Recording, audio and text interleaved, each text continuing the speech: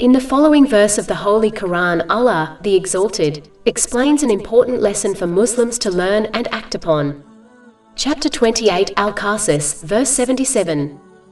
But seek through that which Allah has given you, the home of the hereafter, and yet do not forget your share of the world.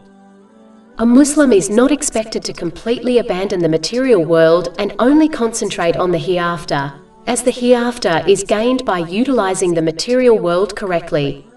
A Muslim can enjoy the lawful pleasures of this world moderately, as long as it does not prevent them from fulfilling their obligatory duties or following the established traditions of the Holy Prophet, Muhammad, peace and blessings be upon him. But a Muslim should not prioritize enjoying these pleasures over preparing for the hereafter. Preparing for the hereafter should be one's top priority, and this is achieved by using the blessings one possesses in the correct way according to the teachings of Islam. Lawful pleasures should be enjoyed from time to time in order to recharge one's battery, but a person should not persist on this, as it will undoubtedly distract them from preparing for the hereafter, even if they are lawful things. This is indicated in the middle of this verse where Allah, the Exalted, reminds Muslims to remain steadfast on performing righteous deeds, while occasionally enjoying the lawful pleasures of this world.